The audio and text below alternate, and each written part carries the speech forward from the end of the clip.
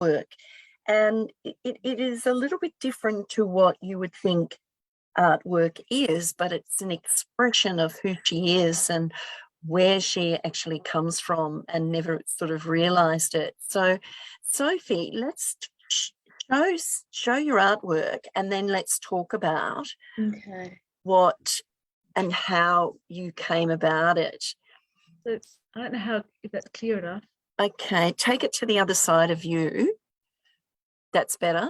Yeah. Okay. Yeah, that's better. I don't know what the reproduction will be like, but that's my red one. So as I said before, I made the rainbow. Yes. So they're all individually cut flowers. So that's my red one. Lots of people love the red one, actually. Yeah. Do you want me to show you another color? Yes, please.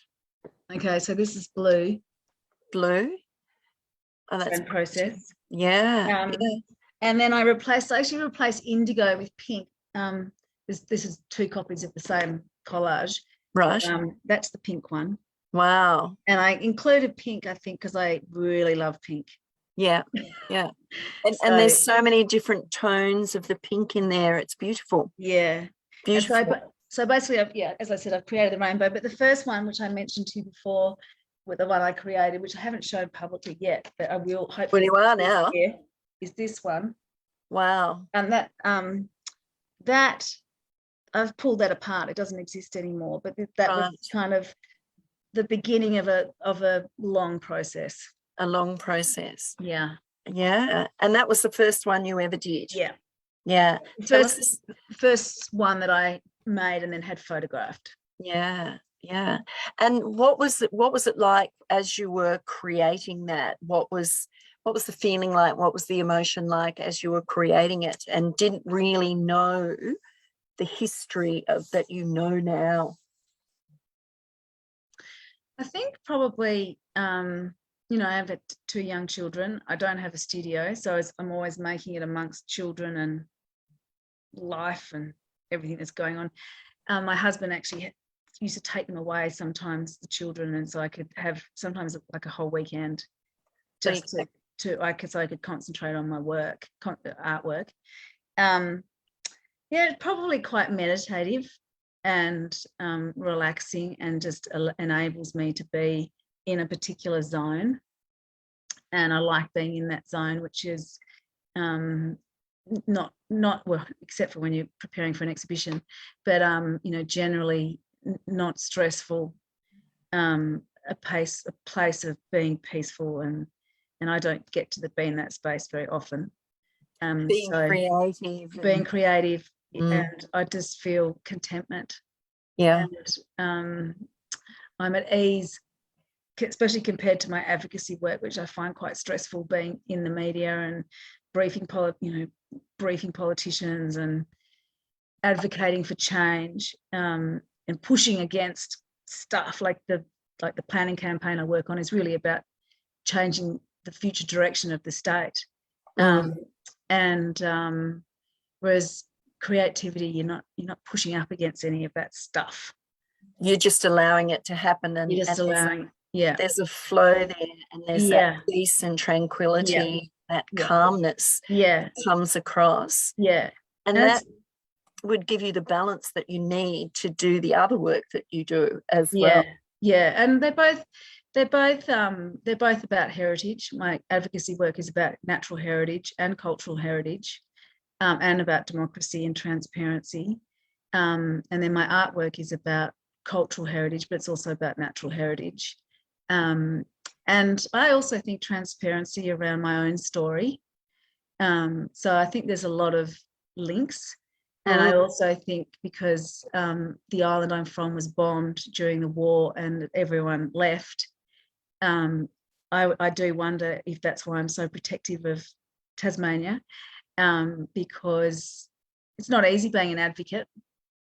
And also, I've co-founded the Planning Matters Alliance, which is a new organisation which advocates for planning in the state. And I've founded the Freycinet Action Network, which is all about advocating for the natural and cultural heritage of Freycinet and the East Coast. So I've been doing that for 30 years. That's magical up there. Yeah.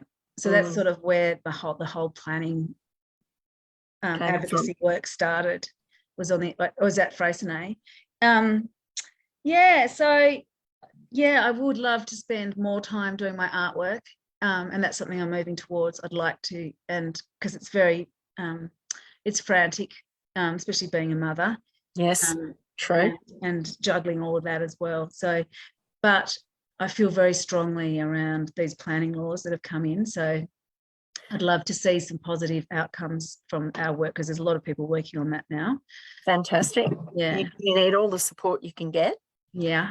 There, and that's really important, and bringing on the right people to support you as well, who have a good attitude toward what you're fighting for.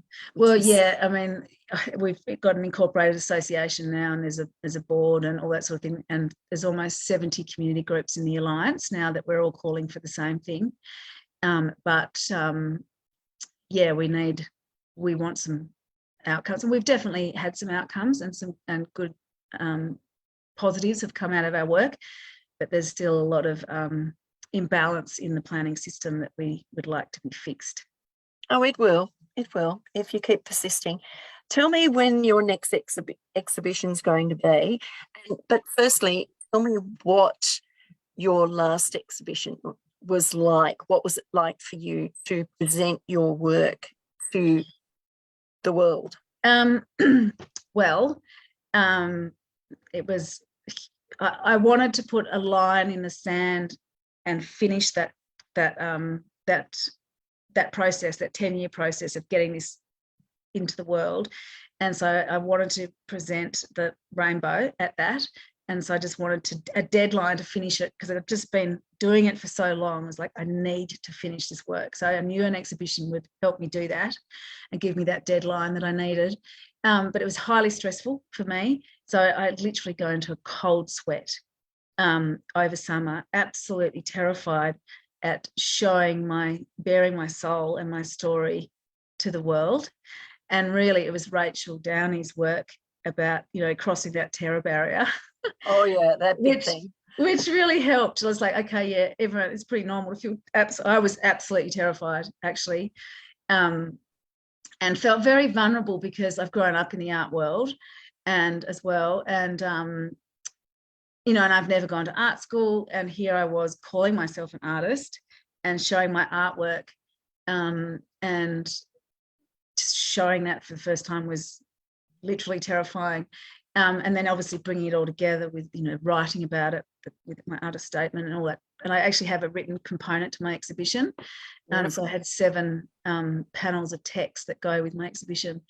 So there was all that side of it. So that 10 years of research I did that I was talking about all came together on, 7 discrete themes. Sometimes only just half a page, but it's taken me 10 years to get all of that out of my system onto paper. So so it was really, and then organizing the opening. I had a fantastic gallery here called Gallery 71, which is a not-for-profit gallery. Whereabouts is it? It's opposite the Hanging Garden in the city of Hobart. So it's right central. So for emerging artists, they also have established artists, but they give opportunities to emerging artists. So it was fantastic for someone like me who's never shown before, and to have a solo exhibition. So and it's got street frontage and a really quite a small but beautiful space in a heritage building. So it was a perfect venue. So I could only have 50 people at the opening, which was extremely difficult. So then I asked if I could we decided to have a second session. That sold out within 24 hours, and then I put on a third session. So there was a lot of interest for people to come and see, but nothing was for sale. So it was just for viewing. Just for viewing.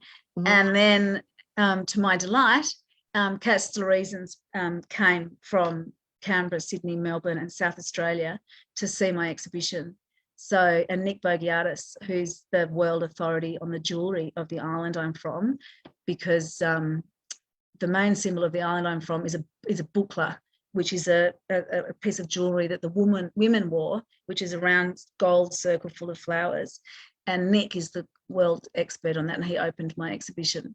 Oh wow! And so and I'd been to Sydney and to South Australia to see an exhibition on the jewellery and the women's traditional clothing the year before.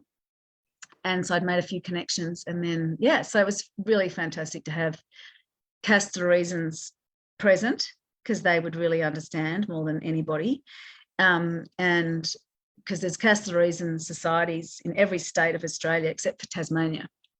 Oh, well, there's going to be one there soon. Yeah, well, I'm one of the few Cast the Reasons here, I'd say. Yeah, so it was just really affirming, and it was just so great to have it out in the world, really. And it's encouraging you to put more work out into the world? Yes, definitely. It's a whole new world, the art world for me. So I'm still learning a lot. But I have been offered by a public gallery in northern Tasmania to show my work again.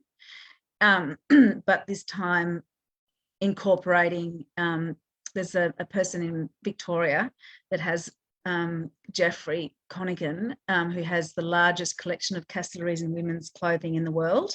Oh, wow. And he's agreed to lend part of his collection for this upcoming exhibition, which will be at Hive, Tasmania, but it's not definite.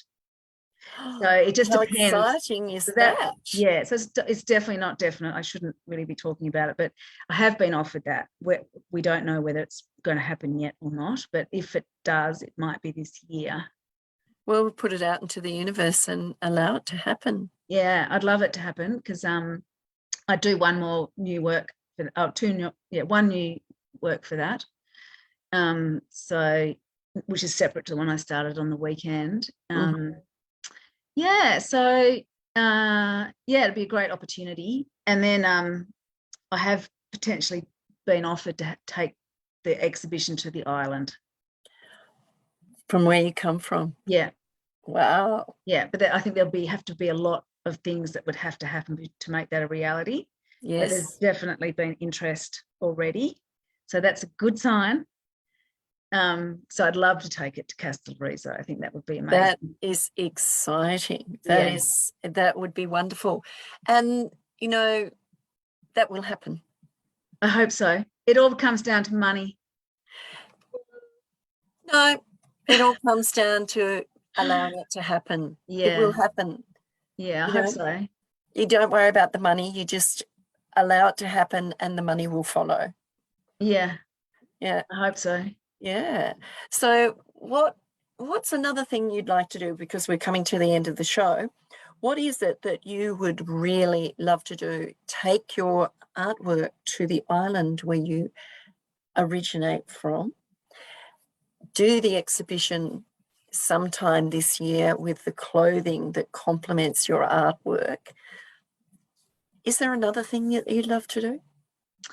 Well, I really like to have the space and the time to do more art, and then I could be more present with my family.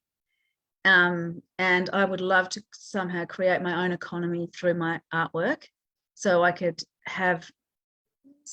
afford really to do more of my artwork.